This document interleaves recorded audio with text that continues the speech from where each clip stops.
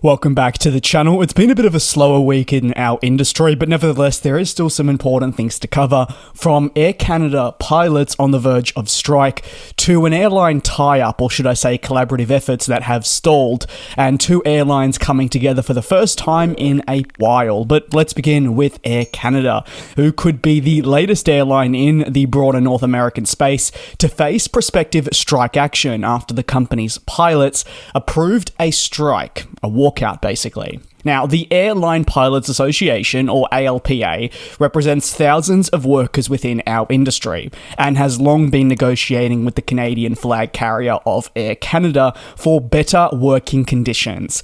However, a vote has now passed for strike action, with a pretty overwhelming 98% of employees that were represented supporting a walkout. And this a staggering percentage, but I've got to reiterate that more often than not, when it reaches this point that a union has to cast a vote, it is typically a very high percentage that will agree with, in this case, a walkout of some kind, purely because it's reached that stage.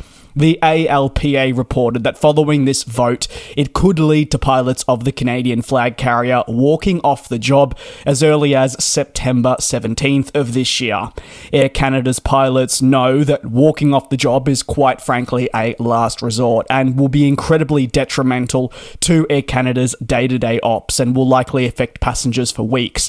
And while, of course, their intention is not to affect passengers, although it will, the pure idea of this is to pressure the airline into meeting their requirements regarding better working conditions, and this will likely involve pay. These pilots, with the backing of their union, believe that the current contract that has been offered to them for some time is outdated and does not meet the industry standards that you may require in 2024. Remembering that a lot has changed in the last 4 years, you probably don't need me to tell you that, but take a look no further than the cost of living, which has risen to incredible levels, and obviously salaries are not outpacing that. So in the case of pilots, they're looking for better compensation for the absolutely critical work that they do. Wage bills have been one of the most tremendous burdens for airlines worldwide in the last, say, 18 months, and this is because airlines have looked to rectify disgruntled employees of all kinds with better contracts to either stop strike action from occurring or put a plug in it because maybe it's already happened. So yes, while I take a look at this isolated issue with Air Canada, it has been an industry-wide problem, and if you've been a regular viewer here on the channel, you'll definitely remember, say, the impact on Lufthansa,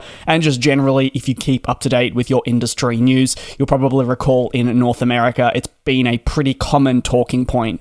While unions and airlines, in the case of Air Canada, will look to secure a better deal wherever possible, it is clear that this has not moved forward in the positive direction that parties may have hoped, and as a result, taking this further in the form of a walkout can be a last-ditch attempt to really pressure the airline to get something over the line. Interestingly, the union that represents Air Canada has actually directly pointed to the neighbouring United States, where we have seen many pilots of airlines there rectify contracts with their respective employers with far greater terms. In fact, comments from the union highlighted that at times, some of the pilots across the border are earning double that of Air Canada's, highlighting the discrepancy on the union's part. So you can let me know your thoughts on that. But moving along to Australia and New Zealand, with Virgin Australia and Air New Zealand officially back together, the agreement in a codeshare partnership form marks a return of collaborative efforts for the two airlines, and great new benefits are set to impact customers travelling between Australia and New Zealand.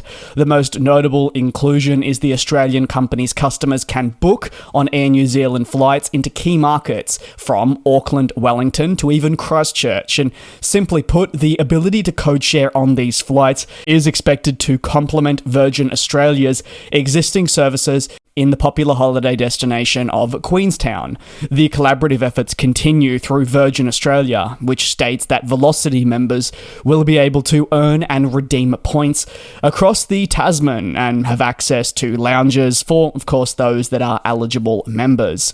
The reigniting of this collaboration is said to have been a long time in the making, and thanks to approval is now possible.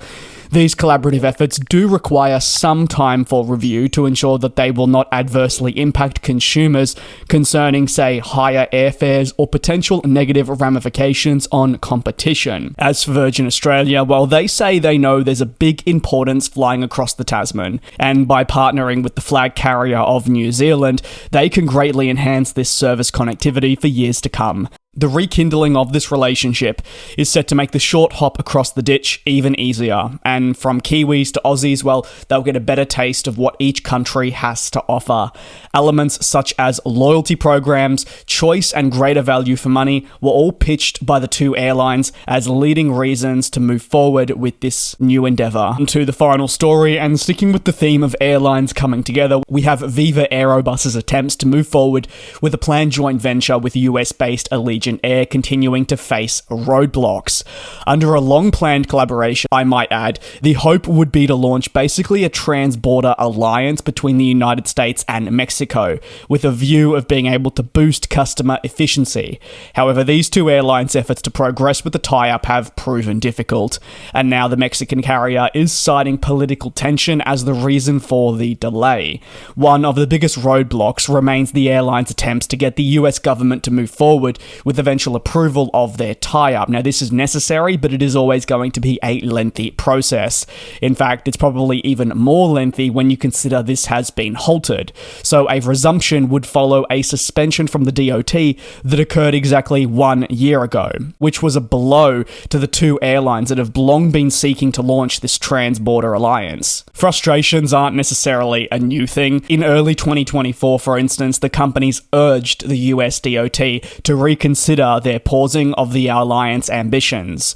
Viva Aerobus and Allegiant are equally two low-cost carriers and believe that a coming together could be incredibly positive for the industry. However, this approval has proved tricky. And now, in August of 2024, the Viva Aerobus CEO has expressed concerns regarding the viewpoint of slots and operations across Mexican airports. When speaking with Reuters, he stated that the ongoing election process also in the US is likely to blame for why a tie-up has not gone ahead, Viva hoping that by next year they'll be able to move forward with the approval process. But the reality is, joint ventures and any form of collaborative efforts, whether in the form of consolidation or codeshare agreements, while are intended purely to aid customers and to better respective airlines, they are ones that are facing strong pushback nowadays from regulators. They need to ensure that the prospective arrangement wouldn't hamper key stakeholders. Now, whether that is your passengers with, as I touched on, higher airfares, competition, maybe slots at airports, and much more. In the case of this collaboration between a US and Mexican company, well, there's been some pretty vocal concerns about how new entrants into the market would struggle as well as existing ones. Also, concerns about how prices would be affected for two airlines that are typically looking at cheaper travel. Would this rise? Well, they're all valid points to take a look at. That'll conclude today's aviation news recap. Thank you very much for your support here on the channel. It is certainly appreciated. Take care, be safe, and I'll see you next time for your latest industry recap. And we'll fly.